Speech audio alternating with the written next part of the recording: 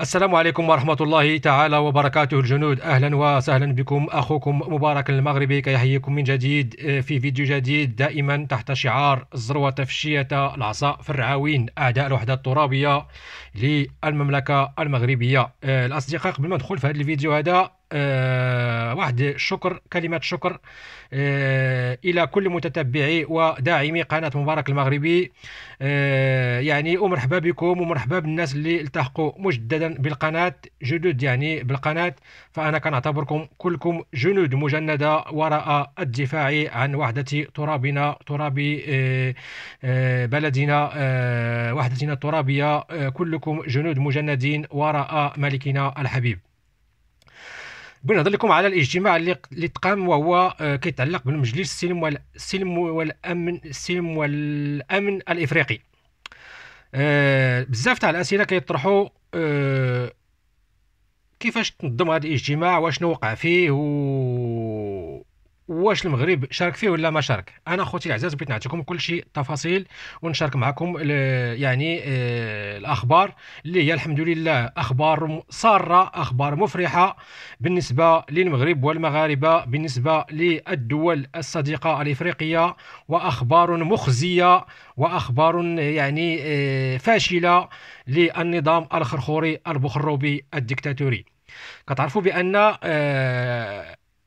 الرئيس ديال مجلس السلم والامن الافريقي الى حد الساعه هو الخرخوري مزور الوثائق اللي هو اسماعيل الشرقي. غادي يبقى في هذا المنصب هذا الى يوم 12 مارس، عاد غادي ينسحب، اجماع شطيطو ما يبقاش هنا، وغادي يعوضوا الرئيس الجديد. ف الى شفنا بان هذا السيد هذا بقات ليه 3 ايام وجمع شطيطو، ونربطوا هذا الشيء بالتوقيت اللي تم تنظيم فيه هذا الاجتماع ديال مجلس السلم والامن، نفهموا دغيا بان الجزائر تبحث عن مخرج، تبحث عن يعني بيان لهذا المجلس يدين المغرب في قضية وحدته الترابية، كتبحث على واحد البيان يدين وقف إطلاق النار اللي هما سببه، كتقلب على واحد البيان أنه تمشي يعني تصدروا وتبيعوا وتكذب به على المحتجزين في مخيمات الظل والعار وعلى الشعب الجزائري. مجلس السلم والأمن الإفريقي كيجتمعوا فيه رؤساء الدول اللي كتكون من 15 دولة خوتي الأعزاز. ف كما كيقولوا أرادوها فرصة لإدانة المغرب. شكون هما هادو؟ هما الجزائر والأشقاء ديالها في العداوة للمملكة المغربية، لكن هذه الفرصة تحولت لهم إلى شهى كبيرة وكبيرة بزاف. أنا غادي نوريكم التفاصيل خوتي الأعزاز. هذا الاجتماع هذا اللي تقام بما يسمى بتقنية الفيديو، نهار قبل كان واحد الاتصال هاتفي بين الرئيس الجزائري عبد المجيد كدبون مع رئيس كينيا ومع رئيس جنوب افريقيا. علاش اتفقوا هاد الناس هادو؟ كتعرفوا تبارك الله المحبه والعلاقات الحميميه بين المراديه وجنوب افريقيا وكينيا،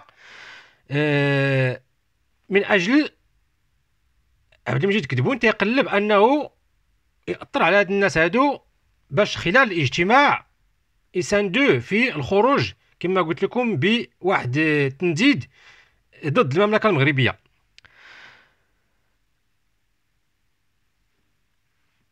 لكن خوتي الأعزاز، تقام هذا الاجتماع، لكن المغرب لم يشارك في هذا الاجتماع. خوتي الأعزاز باش تعرفوا بعد القضية، المغرب لم يشارك في هذه المهزلة، المغرب لم يشارك في هذا الاجتماع. وحتى وزير الخارجية المغربي ناصر بوريطة صيفط واحد الرسالة للناظر ديالو الكيني باش يشرح له الأسباب ويعطيه الدلائل علاش المغرب ما بغاش يشارك في هذه المهزلة هذه، وعلاش المغرب يعني قاطع هذه المسرحية هذه. وماشي غير المغرب بوحدو، يعني لأن المغرب سائمة من التصرفات ديال هذاك مزور الوثائق اللي هو اسماعيل الشرقي، وماشي غير المغرب اللي سائمه من هذه التصرفات هذه. ف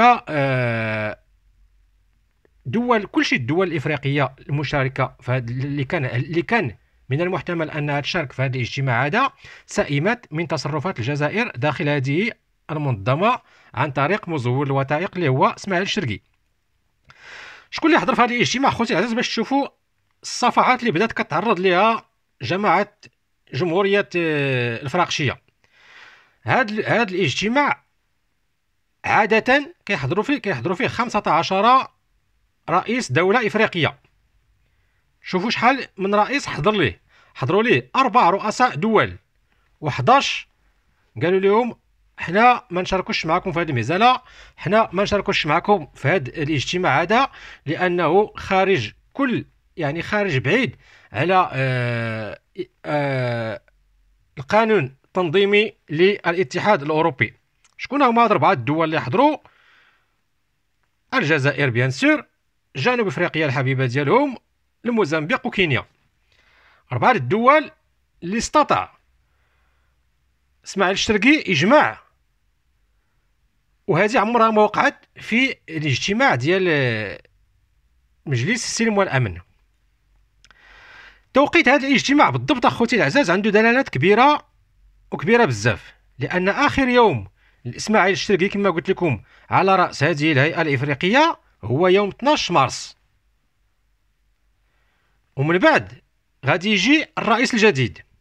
اذا هنا نفهموا بان اسماعيل الشرقي قبل ما يخرج وبضغط من عبد المجيد كدبون او من قطاع الطرق ديال المراديه، بغاو يستغلوا ولد بلادهم ما حدو كاين تماك باش يديروا شي تنديد كبير ضد المملكه المغربيه. ف كما العاده اسماعيل الشرقي خرق كل القوانين التنظيميه للاتحاد الافريقي، فاعلن على هذا الاجتماع بدون تنسيق مع رئيس الاتحاد الافريقي اللي نورمالمون هو اللي خصو ينسق معاه، وخص الرئيس الاتحاد الافريقي هو اللي فاليدي ليه هذاك التاريخ باش يدير هذاك الاجتماع. لكن هو نقز كل شيء، هذه الاعراف نقز كل شيء، هذه القوانين المنظمه للاتحاد الافريقي. كيف يعقل ان اجتماع اللي لازم يجتمعوا فيه رؤساء دول يتنظم فقط بقرار من المهرج اسماعيل الشرقي يومين او 3 ايام قبل الرحيل ديالو، بدون ان ينسق مع رئيس الاتحاد الافريقي؟ يعني خطير جدا اخوتي العزاز. هذا الشيء اللي بغينا ندخلوا فيه اليوم، اللي شفناه وقع في هذا الاجتماع هذا، عيب وعار على الدوله الخرخوريه، وعيب وعار على حتى دوك 4 الدول، دوك 3 الدول اللي حضروا معها. اسماعيل الشرقي مزور الوثائق غادي يخرج نهار 12، ونهار 15 غادي يجي الرئيس الجديد النيجيري. اذا هما قالوا الا جا الرئيس النيجيري هزنا الماء، خصنا نستغلوا ما حد الشيكور تاعنا كاين في رئاسه هذه الهيئه الافريقيه.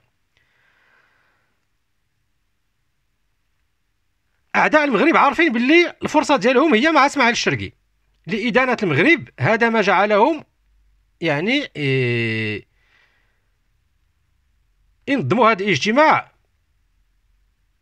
في واحد الوقت وجيز وبدون تنسيق مع الرئاسه ديال الاتحاد الافريقي. داكشي اللي كانوا كيرتبوا ليه وكيسعاو ليه هو ادانه المغرب، لكن هذا الشيء كله تحول لهم لاش في الاخير؟ تحول لهم لواحد المهزله على الصعيد الافريقي. تعرض اسماعيل الشرقي والرئيس ديالو كدبون لواحد الاهانه كبيره امام الجميع. ومن هنا كنحيي رئيس الاتحاد الافريقي موسى فقيه اللي تدخل وحبس هذه المهزله هذه، وذكر اسماعيل الشرقي امام العلن داخل القاعه وامام الاجتماع. ذكر اسماعيل الشرقي بانه كيتصرف خارج القانون التنظيمي للاتحاد الافريقي، وخصو يوقف هذه المهزله هذه وهذه المعاملات الصبيانيه امام الجميع. شوفوا تبارك الله لاش وصلت الجزائر، المهزله اللي وصلت لها انها تبهدل داخل القاعة أمام الإفريقيين كلهم. رئيس الاتحاد الإفريقي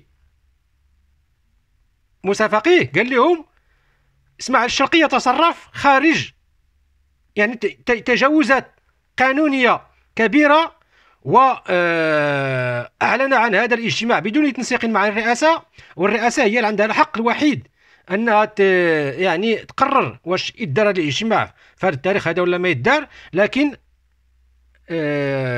موسى فقيه صبر حتى عيا وانفجر في وجه اسماعيل الشرقي امام العلن وامام عبد المجيد كدبون اللي كان تيتبع الاجتماع عبر تقنيات الفيديو.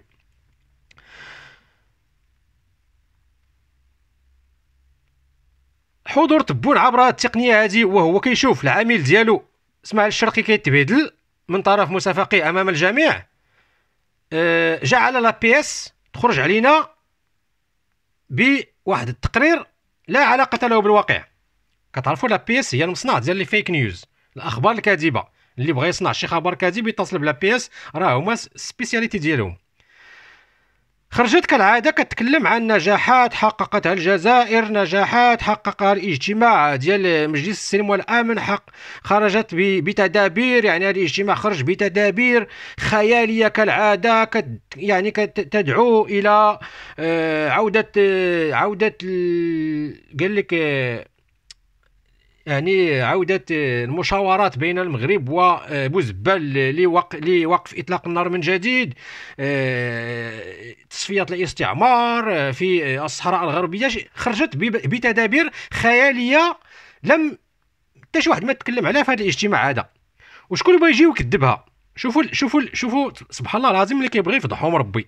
اسماعيل الشرقي هذا مزور الوثائق، هذا المجرم هذا دار واحد التدوينه في تويتر ديالو خطيرة جدا، ولأول مرة اتفق الأعداء على أن لا يتفقوا. تويتر ديال اسماعيل الشرقي كتكذب لا بي اس من أ حتى لزد، كلشي داكشي اللي قالت لا بي اس ضربوا ليها اسماعيل الشرقي في زيرو، وقال لها داكشي كلشي اللي قلتي راه ما منه والو.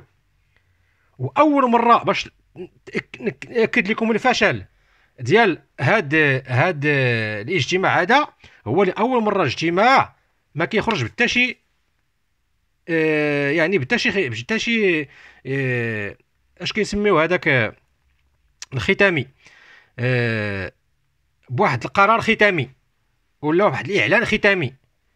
يعني حتى داك الاعلان الختامي واخا يكون سلبي، باي اجتماع تيكون عنده واحد التقرير ختامي كيخرج المسؤول وكيعلنوا للصحافه. هنا ما كان حتى شي حاجه، فرقوها تماك فاش تدخل موسى فقيه هو يشتت الشمل ديال اسماعيل الشرقي، جمعوا حوايجهم وكل واحد مع فين داز، حتى شي واحد ما هضر مع الصحافه، ما كان لا اعلام ختامي، ما كان لا تنزيد، ما كان لا حتى شي حاجه. قال لهم موسى فقيه هذا الشيء كله اللي كتديروا غير قانوني، هذا الاجتماع لم ينظم بتنسيق مع رئاسه الاتحاد الافريقي، هذا ليس قانونيا، وجودكم هنا ليس قانوني، انتم تدعون فقط الى التفرقه، في حين ان المغرب يدعو دائما للوحدة في الاتحاد الافريقي، وهذا هو الفرق بين المغرب والجزائر. فتحياتي للدبلوماسية المغربية مرة أخرى، كتصفع مجرم المرادية، كتصفع قطاع الطرق الصنادلية، وتحية لكل الأصدقاء الأفارقة اللي فهموا اليوم بأن مصلحتهم راه في الاتحاد مع المملكة المغربية، ماشي يتبعوا لي رئيس غير شرعي حتى المؤسسه العسكريه في المراديه كيخرف، ومزور للوثائق اللي هو اسماعيل الشرقي اللي كيرون كيتصحابهم هما راه افريقيه ديال جدهم، غير اللي عجبهم بيديروا فيها. فاليوم اصبحوا مقزمين، الجزائر اليوم اصبحت مقزمه واصبحت تهان أينما ذهبت لأن لا قيمة لها. فشكرا للدبلوماسية المغربية، شكرا لأصدقاء المغرب الأفارقة. مبارك المغربي يحبكم في الله ويقول لكم إلى فيديو قادم إن شاء الله، والسلام عليكم ورحمة الله تعالى وبركاته.